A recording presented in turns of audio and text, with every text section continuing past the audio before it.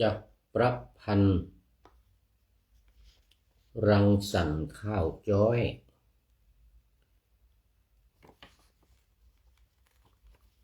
ทักษานบาดถ้อยเรียงร้อยวาจาถึงกูลนั้นเล่าตั้นเจ้าปิตาสิ่งขอนพนา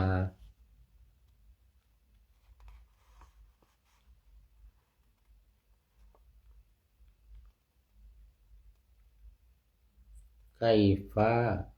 ใต้ฟ้าลุ่มใต้นับดังหินผาหายังเพียบได้จักอู้เอ่ยไปนั้นเล่าปิตามารดาอุตสาปอบเป้ายามลูกป่วยไข้นันเนืองห่างกายอิดล้า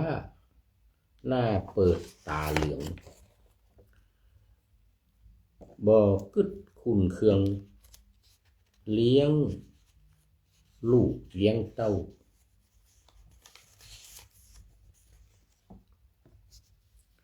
พ่อเสื้อผ้าหนอจนปอหม่นเศร้าบ่ได้อยู่เจ้าผ่อนพักเฝ้าก่อยเสาะหาเข้าป่าฟูมฟักบ่ฮื้อได้กั้นอันใดเติบใหญ่กันนั้นพองแผ้วสดใสต่างคนต่างไปบ่มาพอหน้าปิตามาตา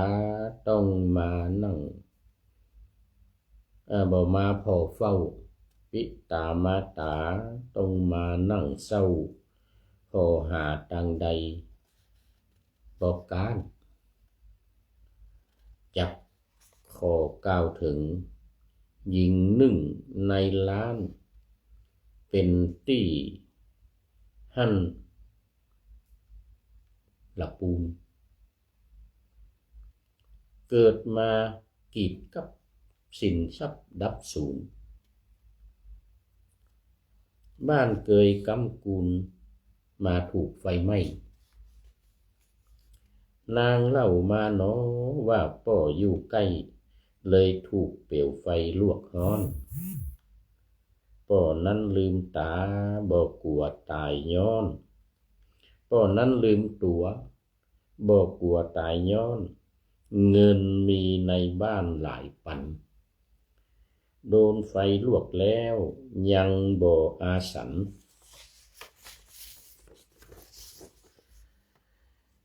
ยาตัวตึงวันใจสุดแสนเศร้า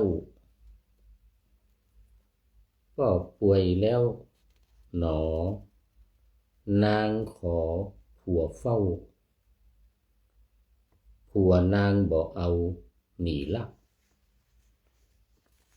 พี่น้องนางหลายซ้ำหมายคิดจักบ่มาพอเฝ้ากันเลยพ่อแม่ป่วยแล้วนางบ่นิ่งเฉยพ่อคางเอ่ยนางซอกยาป้อนเงิ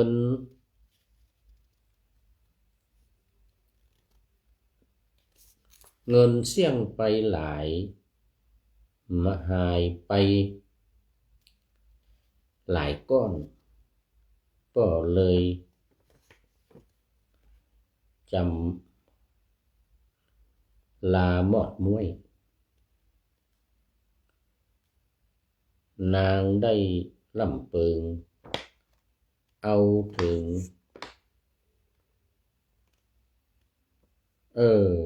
ว่าผิดก็เลยลาหมอดมิดนางได้ลำเปิงว่าเล่าถึงชีวิต ฮือข้าเสือแพ้วบรรยายผู้ถึงพี่น้องนางนั้นมีหลายทรัพย์สินญาติยายแบ่งไปว่าอันตัวนางนี้เนาะได้ที่มุอยู่หันกับบ้านของนางนั้นแล้วนางป่วยเหมือนกันถึงวันค่ำเจ้านางลางเตื้อนอนหั่นหงยาชีวิตนั้นเล่า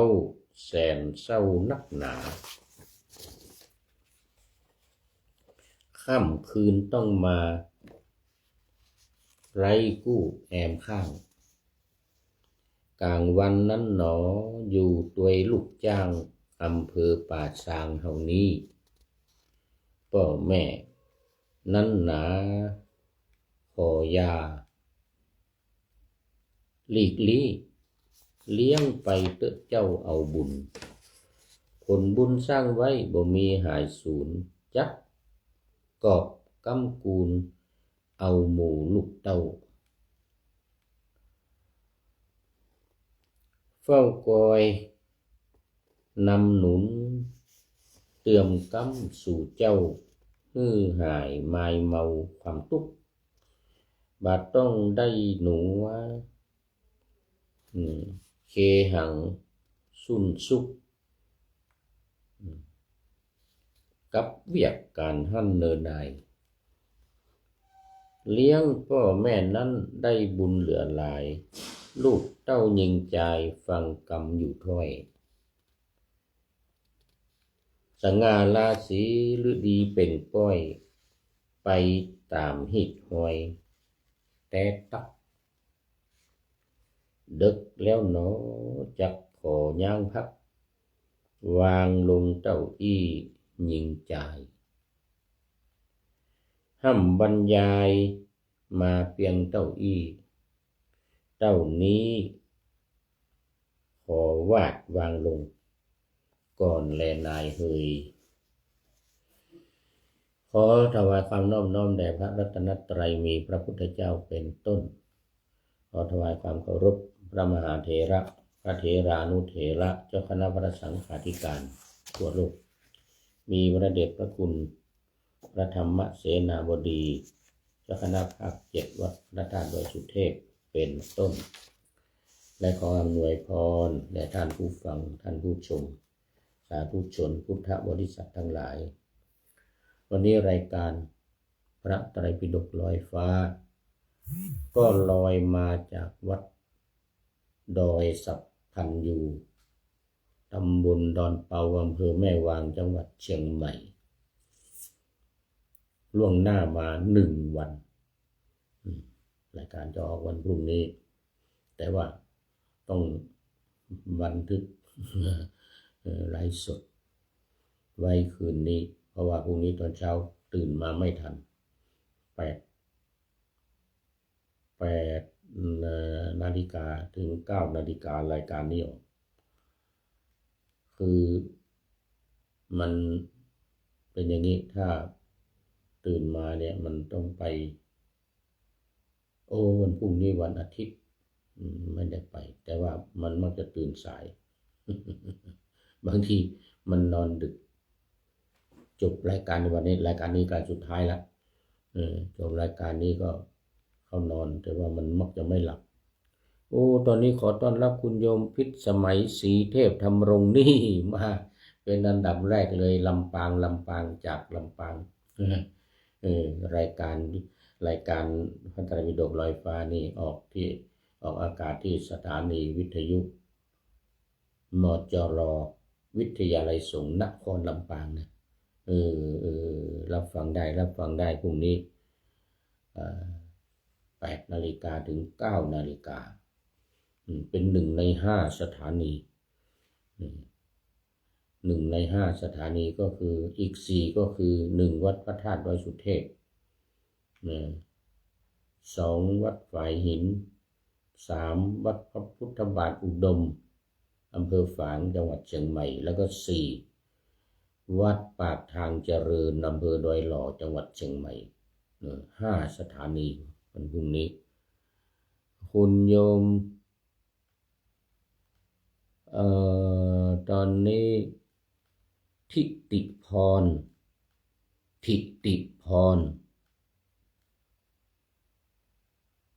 สุ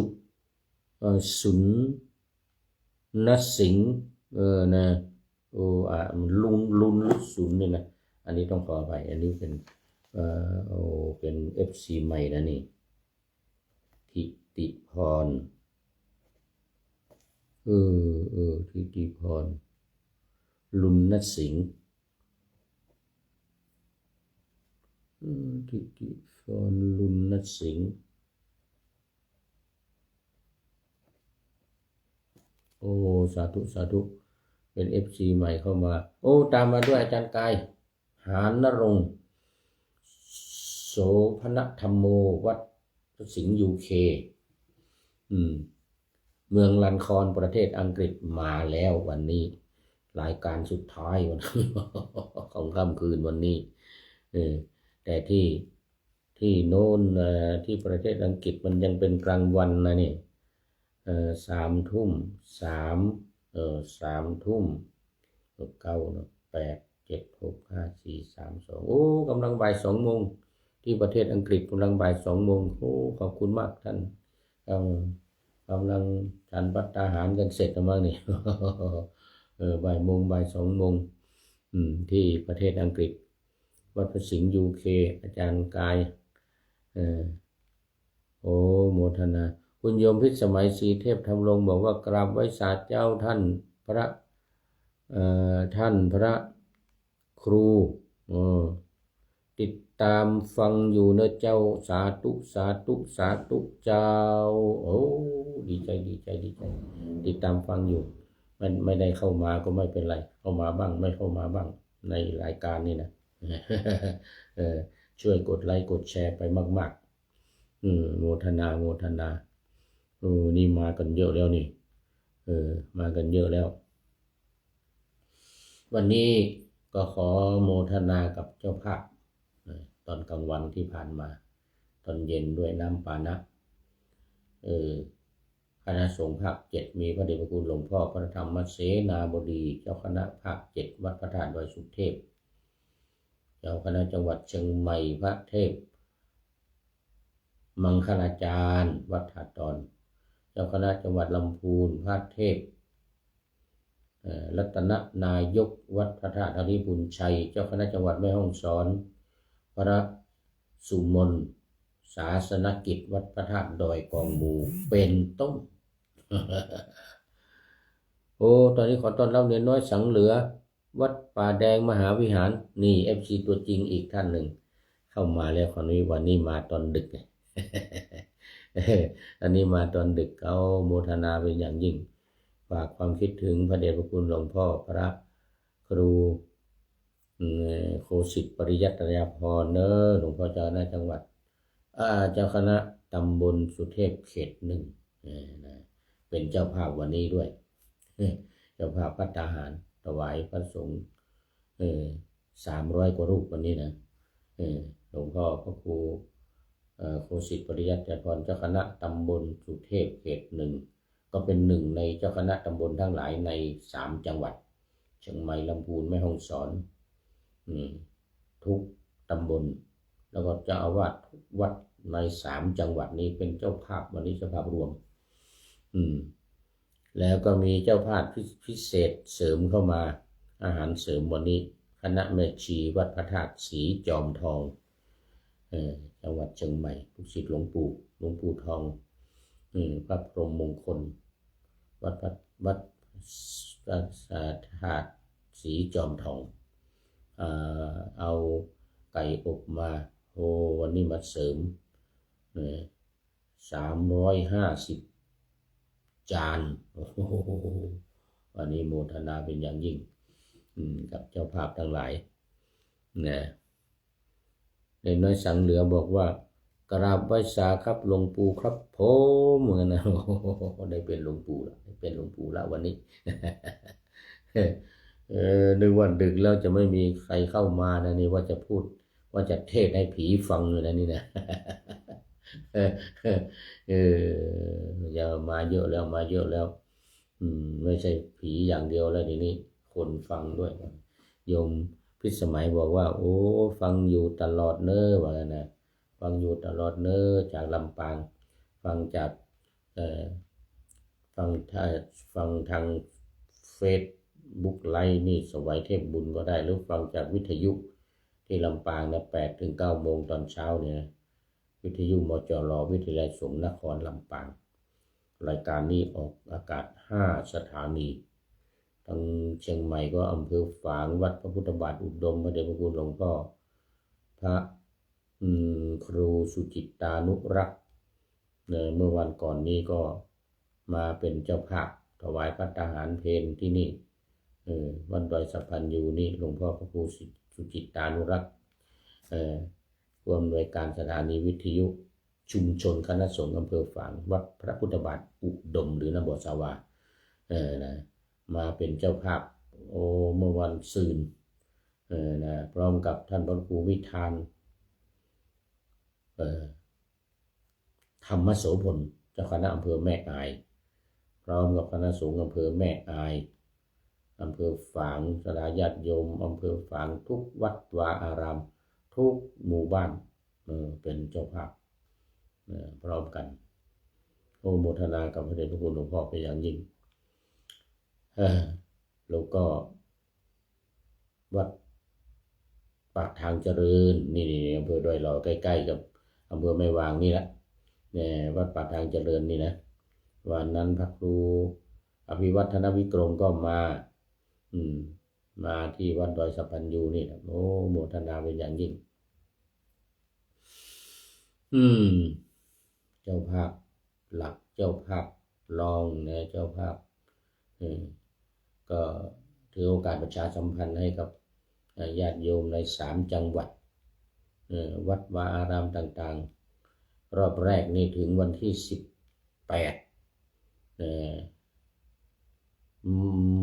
มกราคมนี่นะที่จะถึงในเดือนหน้านี่แหละแล้วก็รอบ2เริ่มจาก18ไปจนถึงเดือนกุมภาโน่นนะ18ไปถึงเดือนกุมภาโน่นนะมกรากุมภารู้สึกจะสอบปลายเดือนกุมภานะปีนี้รอบ2ประโยค1 2ประโยค3 4 5ตอนนี้ประโยคสูงรอบแรกนี่นะ6 7 8 9โอ้ในน้อยสังเหลือวันนี้เข้ามาเป็นอันดับ3อันดับ4โอ้อันดับ5แล้วนะสาธุสาธุเอาละตอนนี้ก็เข้ามาสู่เนื้อหาสาระของธรรมะในรายการกันเลยเดี๋ยววิหารหลายก็จะหมดเวลาอยู่เนี่ยเดี๋ยวมันจะหมดเวลาเวลามันเร็วไปแป๊บหมดเวลาแล้ววันนี้ก็ยังอยู่ในเดี๋ยวในอัตถกถาพระวินัยพระไตรปิฎกฉบับเล่มที่25ขุททกนิกายนะอัตถกถาธรรมอัตถกถาวินัยอยู่ในพระไตรปิฎกเล่มที่25นี้ตอนนี้ขึ้นวรรคใหม่ละขึ้นวรรคใหม่เป็นเดี๋ยวก่อนกติปุจฉาวาระวรรณนาอยู่ในปริวานอยู่ในปริวานละเมื่อวานนี้จุลวรรคอันนี้ปริวานวรรคนะปัญจมสมันตปาสาธิกาอัตถกถาพระวินัยโอ้นี่ปัญจมะนะสมันตปาสาธิกาที่เล่มที่5เล่มที่5บริวารว่าด้วยบริวารทั้งหลายก็วันนี้เริ่มแรกก็จะเป็นวิเคราะห์ แห่งอารติศัพท์เป็นต้นนะในบริวารนะวิเคราะห์อารติศัพท์เป็นต้นเป็นพระสุตตันตปิฎกพระสุตตันตปิฎกเล่มที่25ขุททกนิกายเป็นเล่มแรกของขุททกนิกายนะมีอยู่9เล่มที่25ถึง33ที่มาถึง33ในเล่มที่15เนี่ยเป็นอรรถกถาธรรมอรรถกถาพระวินัยเนี่ยนะอย่างในตอนนี้ก็เป็นอธิบายศัพท์อธิบายศัพท์เขาเรียกว่าอรรถกถาเนี่ยหลวงพ่อเจ้าพระคุณสมเด็จพุทธโฆษาจารย์วัดยานเวศกวันนะหลวงพ่อประยุทธ์โตบอกว่าอรรถกถานี่คือ dictionary ว่างั้นนะอาจารย์ณรงค์อาจารย์หานณรงค์เป็น dictionary นะนี่นะของพระไตรปิฎกอรรถกถานี้ก็จะแก้ความขยายความอธิบายศัพท์อธิบายธรรมอธิบายวินัยนะเนื้อความในวินัยปิฎกก็คือเล่มที่1ถึงเล่มที่8พระสุตตันตปิฎกขออภัยวินัยปิฎกเล่มที่1ถึงเล่มที่8เล่มแต่มาเล่มที่25นี้จะเป็นอธิบายความแก้ศัพท์ต่างๆอธิบายใจความต่างๆให้ชัดเจนแจ่มแจ้งขึ้นโดยหลวงพ่อพุทธโฆษาจารย์จากประเทศอินเดียนะไปเขียนอยู่ในประเทศศรีลังกาเป็นปัญจมปาสาธิกาปัญจมสมันตปาสาธิกาโดยเราเรียกว่าสามมนง่ายๆนะหนังสือสามมนเล่มที่5วันนี้สามมนเล่มที่5เริ่มมาตั้งแต่เล่มที่1 2 3 4 5วันนี้เป็นเล่มที่5หัวข้อว่าปริวารวรรณนานี่คือการอธิบายเกี่ยวกับบริวารทั้งหลายอย่างนี้ที่ชื่อว่าอารติเพราะวิเคราะห์ว่าเว้นไกลจากกองอาบัติเหล่านั้นอีกอย่างหนึ่งธรรมชาติที่เว้นอย่างกวดขันจากกองอาบัติเหล่านั้นชื่อว่าอารติเนี่ยอารติวิรติปานะที่เราสวดกันนะอารติวิรติปาแปลว่าเว้นอารติเนี่ยแปลว่าเว้นอารติวิรติปาแปลว่าเว้นนะหมายถึงเว้นจากกองอาบัติทั้งหลายตั้งแต่ปาราชิก4ของภิกษุนะภิกษุณี8นะภิกษุณีเนี่ยนะปาราชิก8ไปจนถึงนู่นนะทุกกฎทุกภาสิทธิทุนลัดใจอะไรต่างๆเนี่ยนะเป็นกองไปเนี่ยนะกองอาบัติทั้งหลายเนี่ยนะการเว้นจากกองอาบัติทั้งหลายเนี่ยเรียกว่าอารติที่ชื่อว่าวิรติเมื่อกี้อารตินี่วิรตินะแปลว่าเว้นเสียต่างหากจากกองอาบัติเหล่านั้นวิรติเนี่ยที่เราแปลในศีล5ว่าเวรมณีเนี่ยนะอันเดียวกันนี่แหละวิรติเวรมณีก็แปลว่าเว้นเหมือนกันแต่นี้หมายถึงว่าเว้นต่างหากว่าอย่างนั้นเว้นต่างหากจากกองอาบัติเหล่านั้นแล้วก็ปฏิวิรติอีกแปลว่าเว้นเฉพาะหนึ่งจากกองอาบัติเหล่านั้นแล้วก็เวรมณีนี่หมายถึงว่าขับเวรเสียคือยังเวรให้สาบสูญเวรมณีเวรกรรมทั้งหลายการฆ่าสัตว์การลักทรัพย์การประพฤติผิดในกามเนี่ยอย่างในศีล5เนี่ยเขาเรียกว่ามันเป็นเวรก็ย่อมาจากเวรมณีเนี่ยนะเวรยังเวรทั้งหลายให้สาบสูญไปไม่ให้มีเวรไม่มีเวรกรรมนี่อกิริยา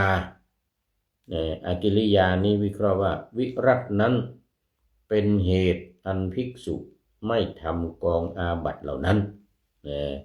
คือมันเป็นเหตุคือวิรัตในการงดเว้นเนี่ยมันเป็นเหตุให้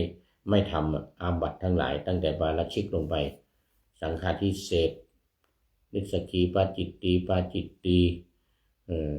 ล่นไปจนถึงทุกกฎทุกภาสิทธิทุนลักใจอะไรต่างๆทั้งหลายทั้งหมดกองอาบัติทั้งหมดนี่คือไม่ทำหมายถึงว่าเว้นเนี่ยวิรัตนั้นเป็นเหตุอันภิกษุไม่ทำกองอาบัติเหล่านั้นคือไม่ผิดอาบัติไม่ผิดสิกขาบททั้งภิกษุภิกษุณีอาการนังที่ชื่อว่าอาการนังเพราะเป็นข้าศึกต่อความกระทำกองอาบัติที่จะพึงเกิดขึ้นในเมื่อวิรัตนั้นไม่มีว่าจะว่าอาการนังนี่เป็นข้าศึกกันเลยตรงกันข้ามเลยตรงกันข้ามเลยเป็นศัตรูกันเลยคือไม่ทำมันเป็นข้าศึกต่อการกระทำต่อการกระทำความผิดในอาบัติทั้งหลายกองอาบัติทั้งหลายเหล่านั้นที่ชื่อว่าอนัชชาปฏิเพราะเป็นข้าศึกต่อความต้องกองอาบัติคือการต้องคือต้องอาบัติคือผิดอาบัติผิดศีลที่ชื่อว่าเวลาเพราะเป็นเหตุผลาญอธิบายว่าเพราะเป็นเหตุคลอนคือเพราะเป็นเหตุพินาศศีลสิกขาบททั้งหลายนี้เขาเรียกว่ามันเป็นเหตุแห่งความสั่นคลอนในชีวิตของเราหรือพินาศทำให้ชีวิตของเรานี่พินาศขาดสูญไปเรียกว่าเวลาเรียกว่าเวลาที่ชื่อว่าเสตุเพราะวิเคราะห์ว่าผูกไว้คือตรึงไว้ได้แก่คุมไว้ซึ่งทางเป็นที่ออกไปคำว่าเสตุนี้เป็นชื่อแห่งกองอาบัติทั้งหลายเหตุนั้นอันภิกษุย่อมสังหารด้วยวิรัตนั่นเองเพราะฉะนั้นวิรัตนั่นจึงชื่อว่าเสตุคาโตการวิรัตนะวิรัติหรือวิรัตนะเป็นสะพานเป็นเหมือนกับสะพานเรียกว่าเสตุแปลว่าสะพานคอยป้องกันคือควบคุมไว้ในทางออกก็คือควบคุมไม่ให้ผิดอาบัติกองให้อาบัติทั้งหลายที่จะผิดพลาดที่จะต้องอาบัติวิรัตตัวเนี้ยมันตรึงไว้มันป้องกันตรึงไว้หรือป้องกันเอาไว้ตอนนี้ยังไม่มีเพิ่มเข้ามาแม้ในนิเทศทั้งหลายที่เหลือนั้นก็มีนัยยะนี้เหมือนเดียวกันวินิจฉัยในคำว่าพุทเทอะคารโวเป็นอาทิพึงทราบดังนี้คำว่าอะคารโวเนี่ยพุทเทอะคารโวไม่เคารพในพระพุทธเจ้าเป็นต้นในบนต้นพึงทราบว่าผู้ใดเมื่อพระพุทธเจ้ายังทรงอยู่ไม่ไปสู่ที่บำรุงคือที่บำรุงคือสถานที่สักการะบูชาถวายข้าวปลาอาหารอะไรต่างๆที่พระพุทธเจ้าประทับอยู่เรียกว่าที่บำรุงเมื่อพระพุทธองค์ยังทรงมีพระชนอยู่ไม่ไปสู่ที่บำรุงเมื่อพระพุทธเจ้าปรินิพพานแล้วไม่ไปสู่เจติยสถานหรือโพธิสถานหรือต้นไม้ต้นโพหรือว่าไปที่เจดีย์ที่ทำเอาพระอัฐิกระดูกมาไว้เป็นเจดีย์ทั้งหลายอย่างที่บ้านเราเนี่ยนะพันธะเจดีย์ดอยสุเทพอย่างเงี้ยนะสุวรรณเจดีย์ดอยสุเทพอย่างเงี้ยพระพุทธเจ้าปรินิพพานไปแล้วไม่ไปสู่สถานที่เหล่านี้ไม่ไปสู่ที่สถานที่เหล่านี้มีเจดีย์มีต้นโพเป็นต้นไม่ไหว้เจดีย์หรือต้นโพ กางร่มและสวมรองเท้าเที่ยวไปบนลานเจดีย์พึงทราบว่าผู้นั้นไม่มีความเคารพในพระพุทธเจ้าเพราะฉะนั้นไม่ได้หมายถึงว่าพระพุทธเจ้าตอนยังอยู่ไม่ไปหาเนี่ยไม่ใช่นะแม้ปรินิพพานไปแล้วจะมีแทนพระพุทธเจ้าก็คือพระบรมสารีริกธาตุนี่แหละอย่างพระบรมธาตุดอยสุเทพอย่างเงี้ยต้องไปเคารพสักการะถ้าไม่ไปถือว่าไม่มีความเคารพในพระพุทธเจ้าไม่ไปหาต้นโพเป็นสิ่งสำคัญเพราะว่าเป็นสถานที่ตรัสรู้ของ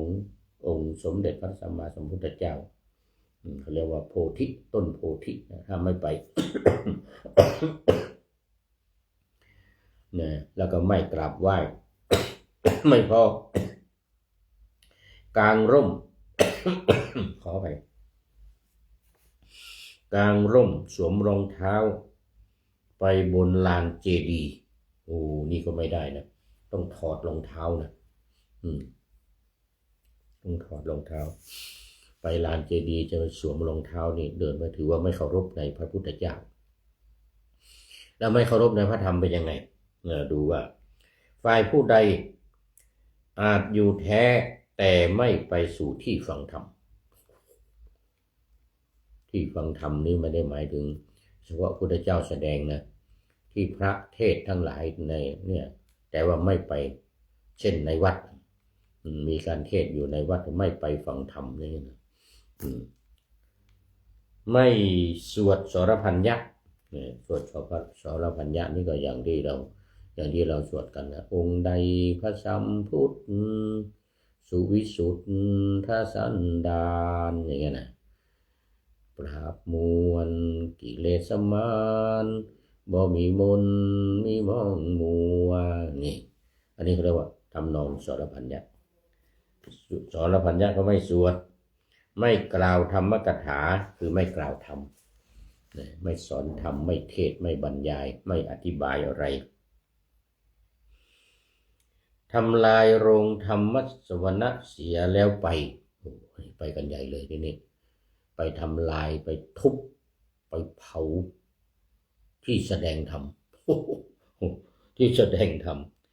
มีจิตฟุ้งซ่านหรือไม่เอื้อเฟื้อนั่งอยู่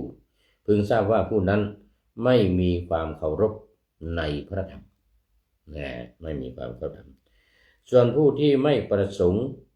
ตั้งไว้ซึ่งความยำเกรงในพระเถระภิกษุใหม่หรือภิกษุปูนกลางแสดงความขนองกายในที่ทั้งหลายมีโรงอุโบสถและโรงวิตกเป็นต้นโรงวิตกคือโรงที่ทำสมาธิภาวนาพิจารณาธรรมนี่นะวิตกวิจารณ์ไม่ไหวตามลำดับผู้แก่คือพระเถระที่อายุสูงมากพรรษามากลงมาไม่ไหวตามลำดับจะไหว้ที่ไหนก็ไหว้ไปที่นี่ก็ไปไหว้สามเณรก่อนอย่างนี้ไปไหว้พระเถระที่หลังอย่างเงี้ย ไหว้พระเถระผู้ที่พระที่อายุ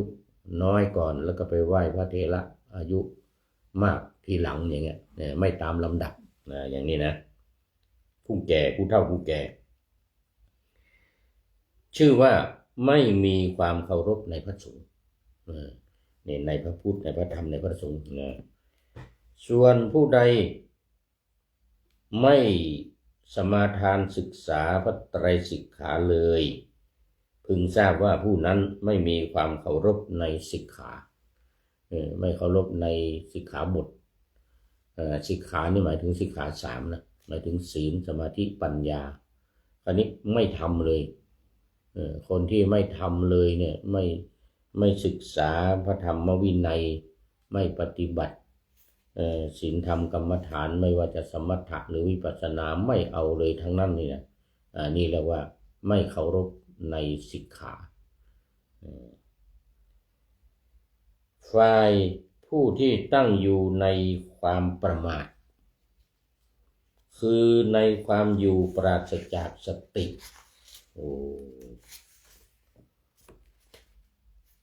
นั่นแหละไม่พอก คูณลักษณะแห่งการไม่ประมาทไม่เตรียมเลยในเรื่องของความไม่ประมาทเลยนะมีความประมาทอยู่ตลอดพึงทราบว่าไม่มีความเคารพในความไม่ประมาทคือความไม่ประมาทเนี่ยเราจะมีอยู่5อย่างนะเนี่ยพระพุทธพระธรรมพระสงฆ์พระพุทธพระธรรมพระสงฆ์ในสิกขาในความไม่ประมาทในความไม่ประมาทอันหนึ่งผู้ใดไม่ทำเสียเลยซึ่งปฏิสันฐาน2อย่างคืออามิสปฏิสันฐานและธรรมปฏิสันฐานพึงทราบว่าผู้นั้นไม่มีความเคารพในปฏิสันฐานมีความเคารพในปฏิสันฐานคือคารวะ6ในคารวะ6ปฏิสันฐานเป็นสุดท้ายคือการต้อนรับแขกที่มาเยือนไม่ทำไม่เอาเลยใครจะมาไม่มาไม่สนใจอามิสปฏิสันฐานนี่เช่นอย่างว่ามีใครมามีแขกมาก็ตักน้ำไปต้อนรับอย่างเงี้ยนะอันนี้แล้วอามิสปฏิสันฐานธรรมปฏิสันฐานก็มีใครมาก็สนทนาธรรมแสดงธรรมให้ฟังอันนี้เรียกว่าต้อนรับเขาด้วยธรรมะธรรมปฏิสันฐานถ้าไม่ทำเลยผู้นั้นชื่อว่าไม่มีความเคารพในปฏิสันฐานในการต้อนรับเนื้อความในคราวนิเทศพึงทราบโดยธรรมบรรยายอันแจกจ่ายนี้แจกแจงนี้ที่ได้กล่าวแล้ว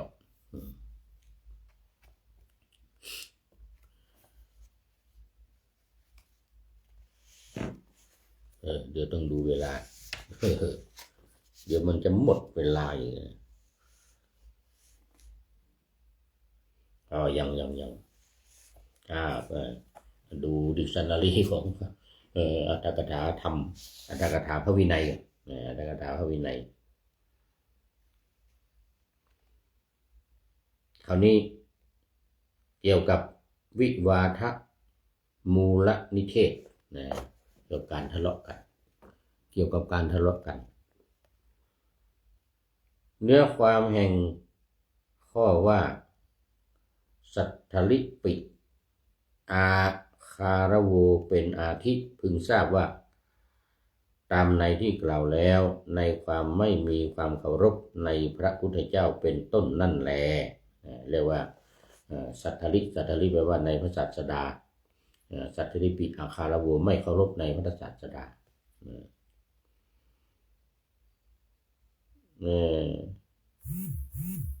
ไม่ประพฤติถ่อมตน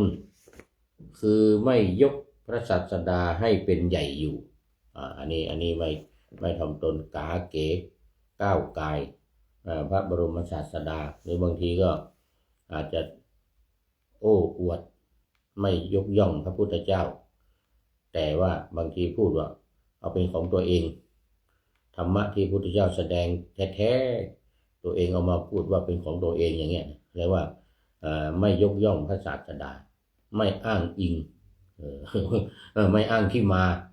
เวลาพูดเวลาเทศเวลาบรรยายอะไรเนี่ยไม่อ้างที่มาไม่อ้างพระพุทธเจ้าว่าเป็นของตัวเองอย่างนี้เขาเรียกว่าไม่เคารพในพระพุทธเจ้านะนี่มันคือไม่เคารพในพระพุทธเจ้าเพราะว่าพระองค์เป็นผู้ค้นพบธรรมะในพระพุทธศาสนานี้แต่เวลาไปแสดงเวลาไปเทศเวลาไปพูดเนี่ยไม่อ่อนน้อมถ่อมตนเป็นคนแข็งกระด้างเป็นคนที่เย่อหยิ่งโอ้อวดว่าตัวเองรู้อย่างนั้นอย่างนี้แล้วก็เทศไปบอกไปเนี่ยไม่อ้างว่าเป็นของพระพุทธเจ้าเนี่ยไม่อ้างว่าพระพุทธเจ้ารู้เราเอามาต่ออย่างเงี้ยแบบเป็นของตัวเองอย่างเงี้ยอย่างนี้ไม่เคารพในพระพุทธเจ้าตอนนี้ขอต้อนรับคุณโยมสายสมรเบญจกุลจากจังหวัดอุตรดิตถ์อำเภอท่าปลาน้อมกราบสาธุวันนี้มาสุดท้าย นี่มาสุดท้ายนะเนี่ยใกล้จะหมดเวลาแล้วเนี่ยแต่ยังไม่หมดใจเย็นโมทนาเป็นอย่างยิ่งคุณโยมสายสมร FC ตัวจริงนะFC ตัวจริงมาไม่ขาดเกือบจะทุกรายการวันนี้รายการสุดท้ายแล้วเนี่ยดึกแล้วรายการสุดท้าย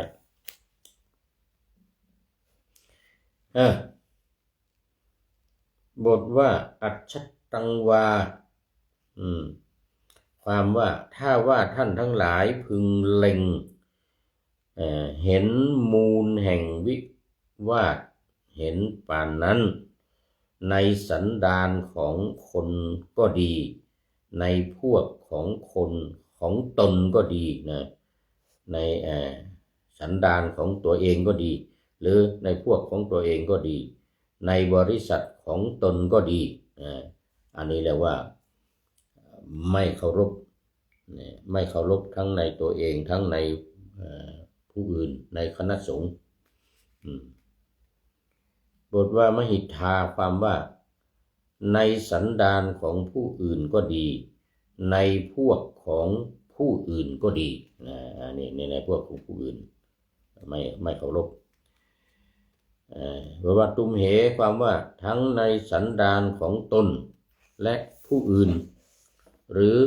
ทั้งในบริษัทของตนและผู้อื่นคือพรรคพวกของตัวเองเนี่ยนะอันต่างกันด้วยมีในภายในและมีในภายนอกนั้นอันนี้สำคัญมาก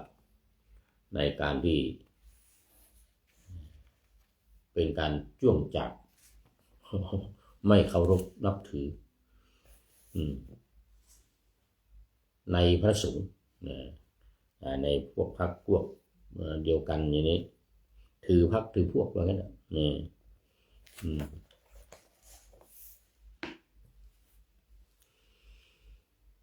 สองบทว่าปหานายะวายมัญญาถะมีความว่าท่านทั้งหลายพึงพยายามเพื่อละมุนแห่งวิวาทอันลามกนั่นแลด้วยในทั้งหลายมีเมตตาภาวนาเป็นต้นถ้าเมื่อมีใครทะเลาะกันมีเรื่องราวอะไรเกิดขึ้นต้องแสดงความเมตตาเพื่อไม่ให้วิวาทาธิกรทั้งหลายมันเกิดขึ้นแล้วก็ขยายวงไปจริงอยู่วิวาทมูลนั้นทั้งที่มีในภายในทั้งที่มีในภายนอกย่อมละเสียได้ด้วยนัยยะมีเมตตาภาวนาเป็นต้นเพราะนั้นความเมตตานี่เป็นสิ่งที่ดีมากเป็นหลักค้ำประกันได้ในการที่จะให้คนทั้งหลายที่กำลังทะเลาะกันหรือยังจะทะเลาะกันเนี่ยนะให้เลิกไปได้ด้วยเมตตาด้วยความรักบทว่าอนวัตสวายะได้แก่เพื่อความไม่เป็นไปมีความว่าย่อมยึดถือความเห็นของตนเท่านั้นคือข้อใดอันตนได้เห็นแล้วย่อมยึดถือข้อนั้นว่าข้อนี้เท่านั้นเป็นเรื่องจริงอย่างนี้นะ อันนี้ก็เรียกว่าเข้าข้างตัวเองเข้าข้างตัวเองไม่ได้บทว่าอาฐานะได้แก่มักยึดไว้อย่างมั่นคงกำไว้แน่นดินเหนียวเลยกระต่ายขาเดียวทีนี้พูดถึงเรื่องอนุวาทาธิกรบ้างอนุวาทมูลนิเทศเสมอด้วยวิวาทมูลนิเทศนั่นเองก็จริงถึงกระนั้นในวิวาทมูลนิเทศและอนุวาทมูลนิเทศนี้ย่อมมีความแปลกกันดังนี้ว่า โทษทั้งหลายมีความโกรธและความผูกโกรธกันเป็นต้นของภิกษุทั้งหลายผู้วิวาทกันอาศัยเพทกรณวัตถุ18จัดเป็นมูลแห่งวิวาทะก็แลเมื่อวิวาทกันอย่างนั้นย่อมถึงวิบัติอย่างใดอย่างหนึ่งในวิบัติสี่มีสติวิบัติเป็นต้นโจทย์กันและกันว่าภิกษุชื่อโน้นต้องวิบัติอย่างโน้นบ้างว่าท่านเป็นผู้ที่ต้องอาบัติ ปาราชิกบ้างเนี่ยว่าท่านเป็นผู้ที่ต้องสังฆาทิเศษบ้างโทษทั้งหลายมีความโกรธและความผูกโกรธกันเป็นต้นของภิกษุทั้งหลายเหล่าใดเหล่านั้นผู้เป็นโจทย์หรือเป็นจำเลยกันอย่างนั้นจัดเป็นมูลแห่งวิวาทะหรือการทะเลาะกันการวิวาทกันการทะเลาะกัน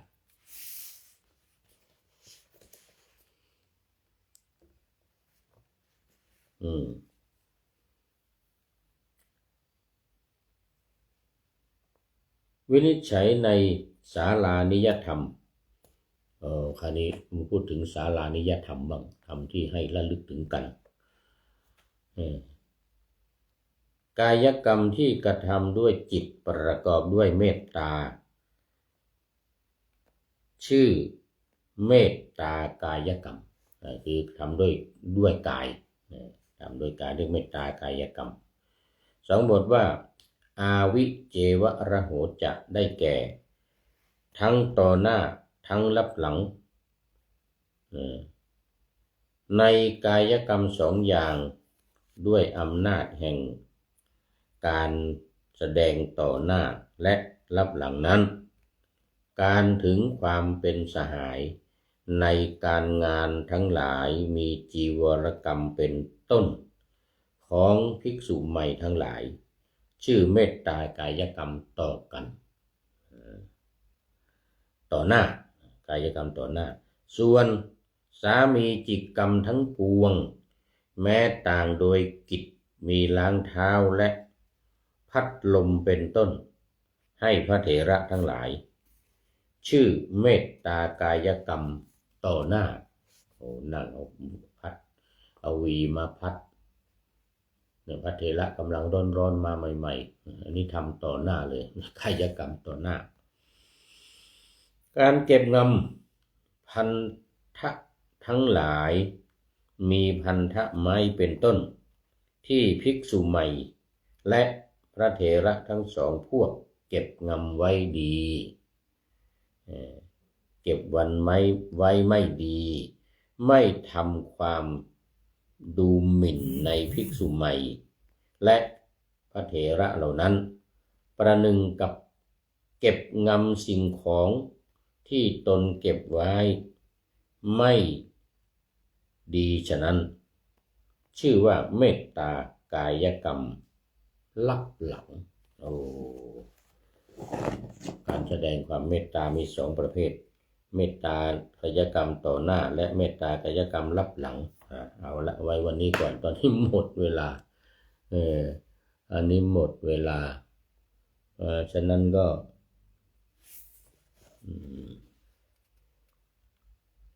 ต้องเอาไว้แค่นี้ก่อน วันนี้เรื่องของกติปุจฉามาถึงศาลานิยธรรมศาลานิยธรรมนี้ยังยาวอยู่ยาวมากเลยแต่ว่าเวลามันมีอธิบายไว้มากศาลานิยธรรมธรรมที่ทำให้ระลึกถึงกันได้เนี่ยแล้วก็แก้การทะเลาะวิวาทแก้วิวาทาธิกรต่างๆเหล่านี้ให้หมดไปได้ให้หายไปได้นะเรื่องของเมตตากายกรรมเรื่องของเมตตากายกรรมเอาละวันนี้เอาไว้แค่นี้ก่อนเอาไว้แค่นี้ก่อน ต่อหน้าและรับหลังการทำต่อหน้าและการทำรับหลังนะ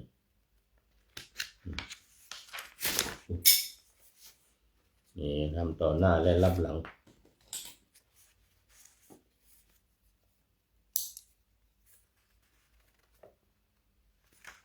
สำหรับวันนี้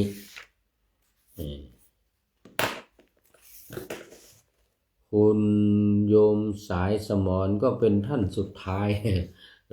เข้ามาสู่รายการวันนี้จริงๆนะ เดี๋ยววันต่อไปเราจะได้มาต่ออีกในเรื่องของคารวะพุทเทคารโวพุทเทคารโวเป็นต้นคือไม่เคารพในพระพุทธพระธรรมพระสงฆ์พระพุทธในพระพุทธเป็นต้นเนี่ยนะในคารวะ6อย่างยังมีคำอธิบายเสริมเพิ่มเติมอีกคราวนี้มาดูข้อคิดท้ายรายการวันนี้นี่ได้มาจากนี่นะเนี่ยเรียกว่าFC บ้านน้ำดิบอำเภอปากซางขอมาเหมือนกันนะเสือแพ้วขยมห้าเป็นคนเขียนอันนี้เป็นข้าวล้านนามีนิทานมีเรื่อง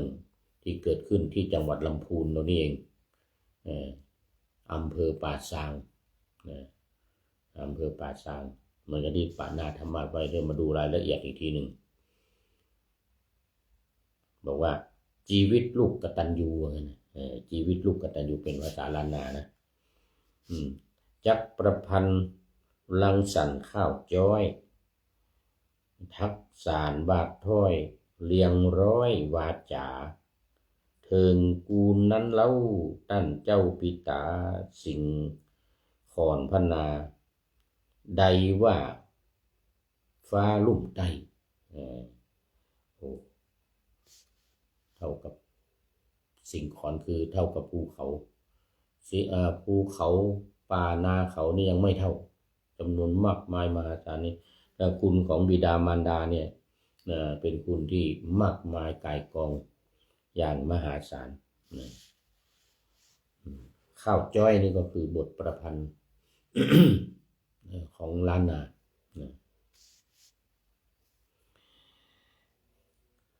นักดังหินผาหาหยังเพียบได้จักผู้เอ่ยไปนั้นเล่าปิตามารดาอุตสาปอบเป้ายามลูกป่วยไข้นันเนืองห้างกายอิดล้าหน้าเปิดหน้าเหลืองบอกกึดขึ้นคุณเครื่องเลี้ยงลูกเลี้ยงเต้า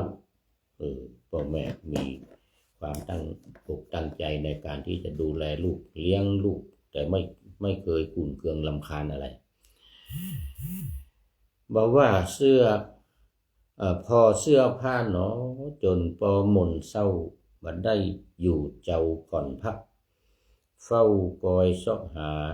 เข้าป่าฟูมฟักบ่ฮื้อได้กั้นอันใดเติบใหญ่กันแล้วผ่องแผ้วสดใสต่างคนต่างไปบ่มาพอเฝ้าอันนี้ถึงลูกเต้าหลานเด่นบางคนบ่มาพอเฝ้าปิตามาตาต้องมานั่งเศร้าพอหาตังใดปการนี่หมายถึงภาษาไทยคือแพ้นะภาษาไทยคือแพ้แต่ภาษาล้านนานี่เขาเรียกว่าการจักบอกกล่าวถึงหญิงหนึ่งในล้านเป็นที่ในล้านนานะนาเป็นที่หั่นละปูนเริ่มเกิดจากที่ลำพูนเกิดมากิดกับสินทรัพย์ดับศูนย์บ้านเกยกำกูลมาถูกไฟไหม้บ้านถูกไฟไหม้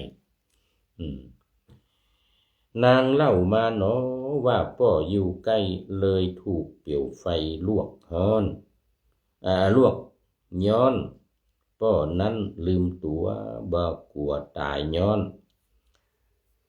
เงินมีในบ้านหลายปันโดนไฟลวกแล้ว ยังบ่อาสัน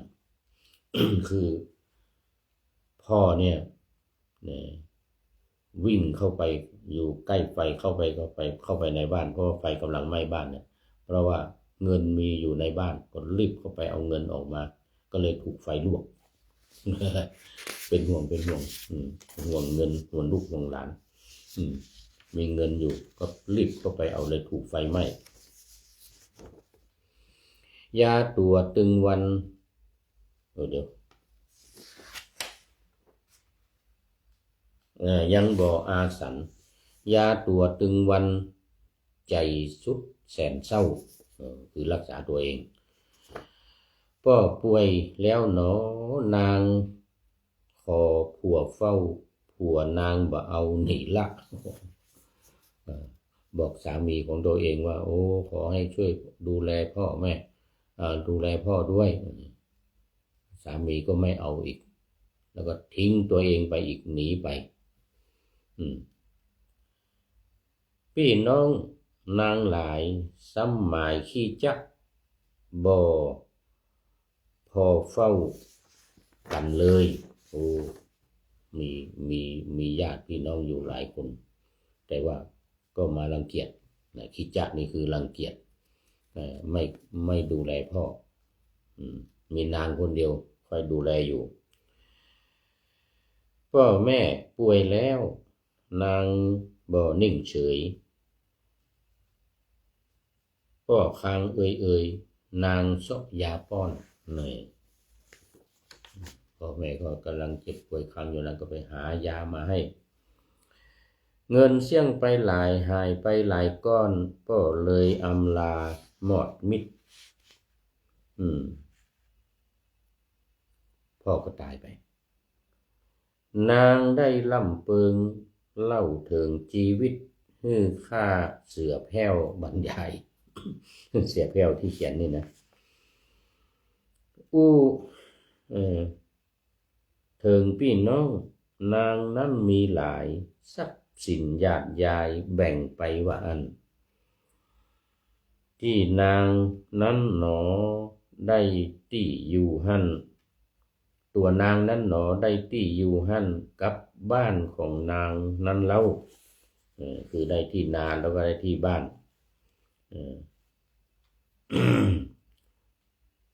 นางป่วยเหมือนกัน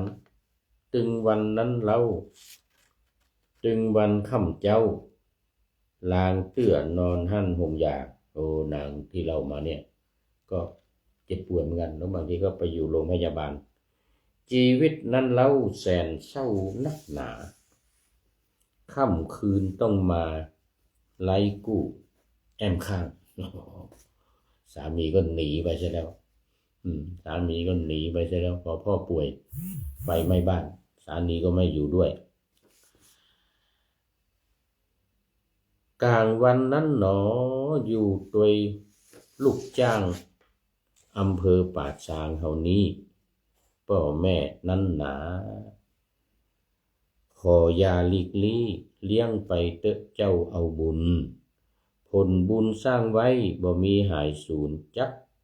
กอบเกื้อกูลเอาหมู่ลูกเต้าเฝ้ากอยนำหนุน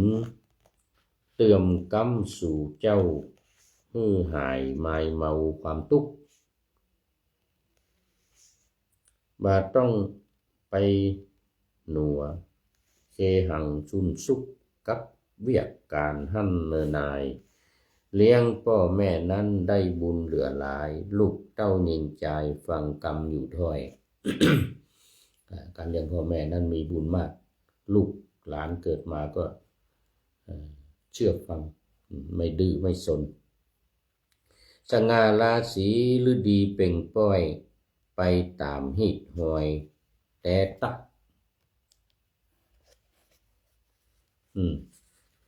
เดึกแล้วหนอจักขอยังพักวางลงเต้าอี้ยิงใจห้ำบรรยายมาเพียงเต้าอี้เต้านี้วาดวางลงก่อนนายเฮยอันนี้เป็นบทประพันธ์ของล้านนาบทประพันธ์ของทางพี่น้องชาวล้านนาวันนี้รายการเวลาของเราก็หมด โอ้โยมสายสมรเป็นท่านสุดท้ายในวันนี้มีหลายท่านมานิดน้อยสังเหลือโยมสายสมรอาจารย์กายหานรงค์โอ้โมทนาเป็นอย่างยิ่งวันนี้ นะขอนำรายการขอนำพระไตรปิฎกลอยฟ้าไปจากผู้ฟังทั้งหลายในโลกล่าวันต่อไปจะได้จรย้อนกลับมาสู่สถานีใหม่ให้ท่านฟังอย่าลืมเปิดวิทยุหรือเครื่องรับโทรศัพท์โมบายคอมพิวเตอร์ผัง YouTube เฟซเพจไลน์ให้ดังๆเพื่อชมฟังรายการวันต่อไปขอทุกท่านมีความสุขทุกคืนวันนำธรรมะประกอบการงานทั้งหลายเช่นขยันทำงานทางวาจากายใจขวัญขวายกิจการงานนานาบำเพ็ญสาธารณประโยชน์เว้นสิ่งที่มีโทษโหดเยี่ยงสาประกอบแต่กรรมดีมีราคาแสวงหาเงินทองครองใจคนเสียสละพลทรัพย์นับมากน้อยไม่ให้ล้านก็ให้ร้อยไม่ด้อยผลเอื้อคนรวยช่วยคนยากฝากคนจนให้ทุกคนเท่ากันมาตรฐานเดียวขอเจริญพร